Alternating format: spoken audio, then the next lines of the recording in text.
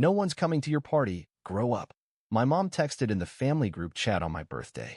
I read it twice, replied, understood, then canceled the $2,300 automatic payment for their rent. The next day, I took back the car and canceled every credit card they've ever used. No one's coming to your party. Grow up. It wasn't a private message. It was a group chat text from my mom. On my birthday. I read it twice. Then I replied with just one word. Understood. And the very first thing I did, I opened my banking app and canceled the $2,300 automatic rent payment I'd been making for them every month. The next morning, I drove over to their house. I didn't go inside. I just pressed the fob, took back the car they'd been using for the past 2 years, and left. Then I called the bank and shut down every credit card they'd ever touched. Not because I was offended, because I was done playing a role I never agreed to. Their silence afterward, it wasn't confusion. It was thick, heavy shock. The kind that settles in your bones when you realize something is truly over. Not a tantrum, not a bluff, just a door closing for good. They thought I wouldn't go through with it, that I'd be dramatic for a moment, maybe sulk a bit, and then move on. Like always. But this time was different, because this wasn't the first hit. It was the last. The final period in a long, humiliating sentence where I was never a son, just a resource. A human ATM with a face they could conveniently ignore. I'm 28. I live in a small apartment on the southwest side of Denver. I work IT support for a healthcare software company. It's not glamorous, but it's steady. And I really believed we'd finally made peace. That the worst years were behind us. That maybe, just maybe, I had done enough to earn a place in the room. But they didn't want proof. They wanted silence. And gratitude. For letting me be near something they still dared to call family. The real shock wasn't the message. It was how many people ignored it. My aunt reacted with a heart emoji. My sister commented with a cake. My father forwarded a meme of a clown with the caption, "Guess who's turning 12 again?" Not one person asked how I was. Not one said happy birthday. I sat there in the dark with my phone in my hand, and the funniest part? I wasn't even hurt. I was just stunned by how long I had let it go on. I've been paying their rent since I was 24. Not because I'm rich. Not because they asked kindly. But because they made it sound like I had to. It's just temporary. You're the only one who's stable right now. We gave you everything, now it's your turn. That temporary lasted 4 years. Every month, like clockwork. Rent, groceries, gas, Wi-Fi, repairs. I paid for all of it. Even their cat's vet bill. Not because I wanted to spoil them, but because if I didn't, I'd get guilt into it later anyway. And then came the messages, the passive-aggressive reminders in the group chat. Power's about to get shut off again. Mom's back hurts. Not sure how we're supposed to move without help. Emma's car broke down, and she really needs to get to work. Can you spot her? That last one, Emma's car? I paid for it. She still drives it. Still posts selfies in it. Captioned one of them. Thankful for people who truly support me, Blackheart. Didn't even tag me. Emma, by the way, is my little sister. She's 25, unemployed, but somehow always on vacation. My parents say she's just finding her way. She's been finding her way through my bank account for years. Once I asked Dad why Emma never contributed anything to the household. He said, "She's not like you. She's not built for pressure. You are." That one stuck. Because I was built for pressure. They made sure of it. But even pressure cracks. Last Thanksgiving, I drove 5 hours to surprise them. I brought wine, groceries, a pie. I knocked, expecting, I don't know, maybe a smile? Mom opened the door and blinked. "Oh, you came." Then yelled over her shoulder. "Emma, tell Josh to hide the gifts. Your brother's here." I asked, "Who's Josh?" She laughed. "Emma's boyfriend. They've been staying here for a bit. Josh had my old room. I slept on the couch. That night at dinner, Dad made a toast. He raised his glass and said, 'Let's hear it for the man who pays the bills but can't hold down a girlfriend.'" Everyone laughed. Even Emma. Especially Emma. I didn't say a word. I just drank my wine. Then helped clean the dishes. Then paid for the plumbing bill when the sink backed up. Because that's what family does, right? A few weeks later, Emma posted a selfie with Josh in front of a cabin in the mountains. Caption, "Family trip." I wasn't invited. I didn't even know they went. I found out when my coworker, not even close friends with me, asked, "Hey, wasn't that your sister on Explore page? Looks like a fun vacation." I checked the photo. There they were, Mom, Dad, Emma, Josh, smiling. matching beanies, holding mugs. I zoomed in on the mug Emma was holding. It had a custom print. Best daughter ever. They didn't even text me while they were there. The week they got back, I got an email from my landlord. Reminder, rent is due tomorrow. They'd forgotten to mention they missed last month's transfer. They just assumed I'd figure it out, that I'd pay it. Like always. I did. I paid it. Because I'm in full. But I wasn't going to forget it. It got worse. One day, while working remote from home, I heard my phone vibrate, nonstop. The family group chat was going off. At first I thought someone had died. Nope. Dad had posted a screenshot of my Amazon wishlist. Caption: look at this grown man asking for socks and shampoo for his birthday. LOL. Then, guess we didn't raise him tough enough. Can't even buy his own lotion. Cousin Ashley responded with, Uncle Mark sent a photo of toilet paper. Here you go, champ. Emma added, he probably expects us to gift wrap this too. I stared at the screen. Not because it hurt, but because it was so predictable. Because they didn't even try to hide it anymore. They just assumed I'd never fight back. So I didn't. Not yet. But I started collecting. Screenshots. Messages. Emails. Proof of everything. The rent. The bills. The times they lied. The times they used my name for applications. Even the time I found out, by accident, that my mom used my credit score to sign up for a Target card. When I asked her why, she said, it's not a big deal. You weren't using it. When I told her that was illegal, she snapped. Don't threaten me, Mr. IT man. You'd be nothing without this family. The next week, I found out Emma had told her friends I was on the spectrum. Not true, but believable enough to spread. She said it made me easier to explain. And still, I stayed silent. I paid. I worked. I smiled. But I was building something. Quietly. And they had no idea. Because when you build in silence, your explosion becomes their earthquake. It happened on my birthday. Again. 2 weeks after the group chat humiliation, after the cabin trip they didn't invite me to, after the rent default, they had the audacity to call me. Emma texted first. Hey, Mom says to come by tonight. Family dinner. I left her on read. 10 minutes later, my dad called. Don't make this harder than it needs to be. We're trying to move forward. They always called it moving forward when I was supposed to forget they'd hurt me. This time, I said yes. But I didn't come alone. I showed up to their house. The same place I helped repaint, the same one with the fridge I bought, exactly on time. I walked in with a duffel bag and a backup drive in my pocket. Mom hugged me like nothing happened. Dad handed me a beer. Emma smirked, like she'd already won. I sat. I listened. They talked about healing, about forgiveness, about how I had lashed out by canceling the rent and the credit cards. Then Mom said the thing that finally split it all open. You're still part of this family, but you've made mistakes, too. I took a deep breath, then reached into my bag, pulled out my laptop, and opened a folder on the table. It was labeled Truth. Dad scoffed. What's this? Homework. I didn't respond. I clicked play. First audio clip, my mom's voice, from a voicemail she left last year. Screaming at me to grow up and pay your sister's tuition before she ends up like you. Second clip, Emma's voice on speaker. He's always been weird. Just let him pay for things. It makes him feel useful. Then the files, screenshots of credit transfers, bills, group chats, Emma's Instagram stories where she bragged about spending my money. I flipped the screen to them. They leaned in, then froze. I stood up, walked to the kitchen, came back with a USB stick. I plugged it into their smart TV. The screen went black, then lit up with a screenshot of a loan application. Dad's name, primary borrower. My name, cosigner. Without my signature. I looked directly at him. You used my social without telling me. You put me on the line for your debt. He opened his mouth. I raised my hand. It's already reported. They've frozen your account pending fraud review. You'll be getting the letter next week. Mom gasped. Emma started laughing. Wow, you're so dramatic. What's next?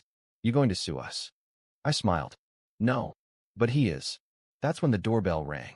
I walked over, opened it, and let in Jake, Emma's ex-boyfriend. The one she lied about. The one she claimed assaulted her. The one she nearly ruined. Jake walked in with a black folder in his hand and sat down across from her. You want to tell them? Or should I? Emma went pale. Why are you here? He opened the folder. Inside, printed screenshots of fake messages she made to frame him. A photo of her notes on how to emotionally destabilize him before the breakup. A transcript of her voice memos, edited to sound like him yelling. My mom started to cry. Dad stared at the wall. Emma stood up. You two are insane. This is harassment. Jake cut her off. You're not the victim. You're the villain. And I'm done pretending. He walked out. I followed him, then turned back and said the last thing I would ever say in that house. You wanted me to play the role? The good son. The quiet wallet. But now? I'm the one writing the script. Then I took my laptop, my drive, and left the house. Behind me, the shouting started. Mom screaming Emma's name. Dad demanding I come back and fix this. Emma throwing something, maybe a glass. I didn't look back. Because when you finally detonate the truth, you don't turn around to see the ashes. The next morning, I uploaded everything. Not just the screenshots. Not just the voice messages. I uploaded the whole archive. A single post titled, When Family Treats You Like an ATM with a Heartbeat. Inside the link. Every bank transfer. The illegal loan in my name. Emma's fake messages, edited audio, breakup plans. Mom's voicemail, begging me to man up and pay her daughter's tuition. Dad's joke from Thanksgiving about me not keeping a girlfriend, but still keeping the lights on. I didn't write a sob story. I didn't ask for sympathy. I wrote facts. I wrote receipts. And I wrote one final line. I'm not angry. I'm not sad. I'm just done pretending this is what family looks like. Then I hit post and turned off my phone. By noon, the post had gone viral. Not massive viral, not celebrity level, but big enough to burn. Thousands of shares. Hundreds of comments. Some were from strangers. This is exactly what I went through. My brother did the same. You're not alone. This level of evidence is insane. Go off, King. Others were from mutuals, people who knew my family. One guy from high school wrote, I always knew something was off about your sister. This confirms it. I didn't respond. I let the post live its own life. By 3 p.m., my aunt, the one who reacted with a heart emoji to Mom's birthday insult, posted her own status. Air your laundry in private. Family doesn't belong on the internet. No likes. Emma? She posted a black square on Instagram with the caption, Betrayal hits hardest from the people you once fed. I nearly laughed. Then Dad went live on Facebook. Yes, live. He sat in his garage, the same one I helped him fix the roof of, and spoke into his phone with a shaky voice. My son's been manipulated. He's mentally fragile. He doesn't know what he's saying. Behind him? A stack of beer cans. He went on to say he forgave me. That families make mistakes. That he hoped we could heal. In the comments, his old golf buddy replied, Didn't you say he forged your signature once? Dad liked it. And that was his biggest mistake. Because I had video proof of the opposite.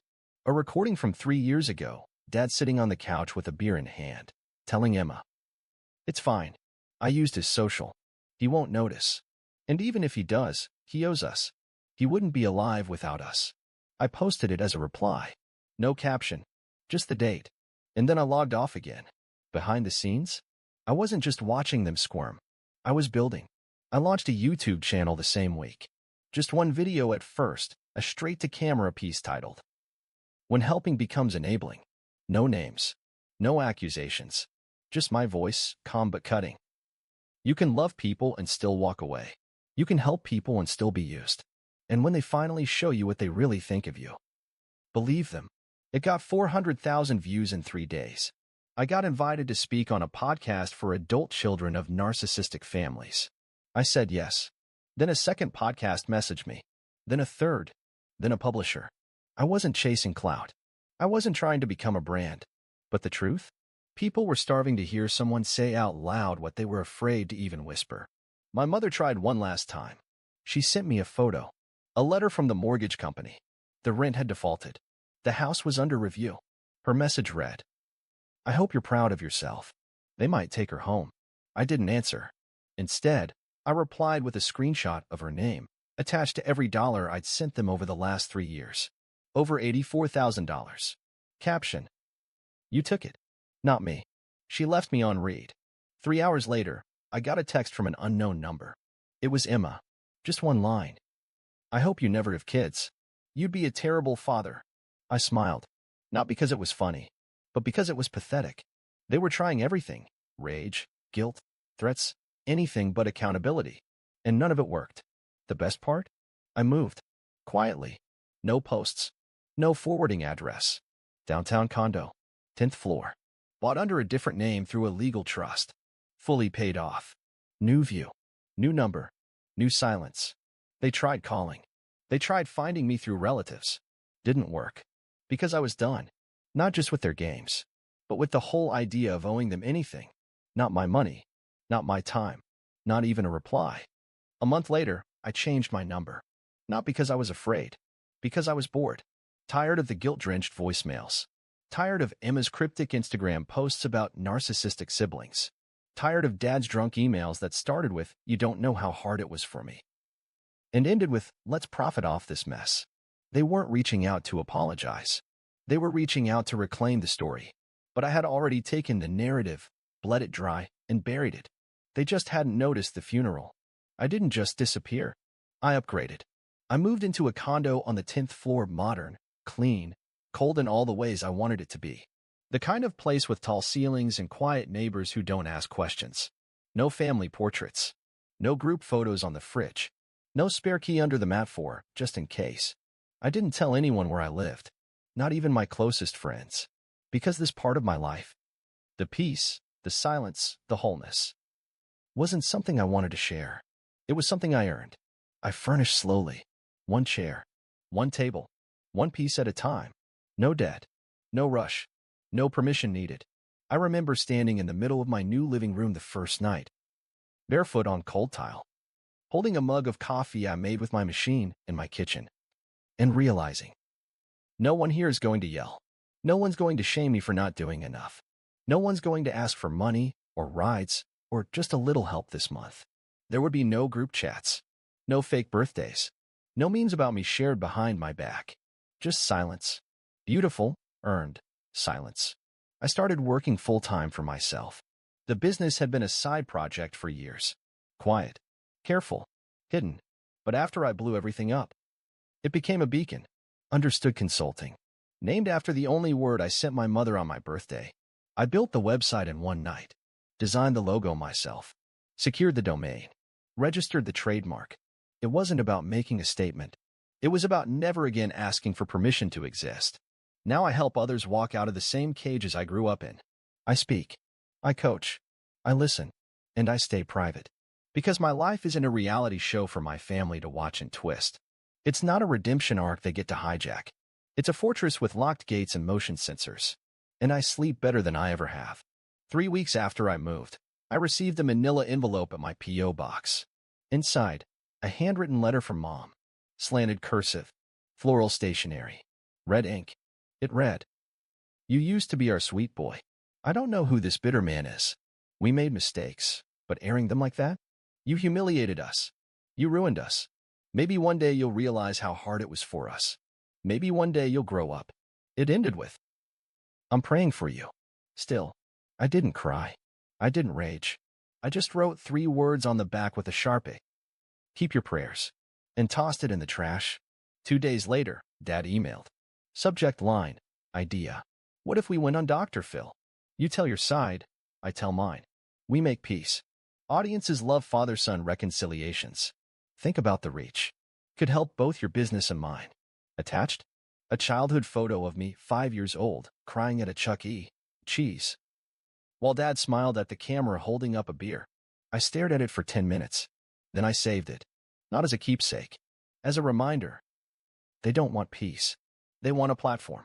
I released a new video on my channel that night. Simple. No background music. Just me. They keep asking if I'm going to make peace. If I'll come back. If I'll forgive. But peace doesn't mean forgetting. It doesn't mean pretending your abuser had a hard childhood. It doesn't mean sitting at the same table that once fed you shame. Peace means absence. Of chaos. Of noise. Of their names.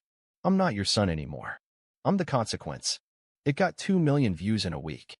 One day, I was walking out of the office and saw a couple staring at the logo on the door. I paused. The woman looked at me and asked, "Are you him? From the story?" I nodded slowly. She just said, "Thank you. I didn't think people like you existed." That moment, that tiny moment, meant more than all the birthdays I ever begged them to remember. Because I no longer needed them to clap. The world was full of people who'd been lied to by people who loved them. And now I was proof they could survive it. I haven't spoken to my family in over a year now. I don't plan to. They still post, still hint, still rewrite. I let them, because you don't argue with ghosts. You just stop haunting yourself with their stories. And sometimes, late at night, I walk past the mirror in my hallway and catch a glimpse of myself. Older, still, but not bitter. Just unchained.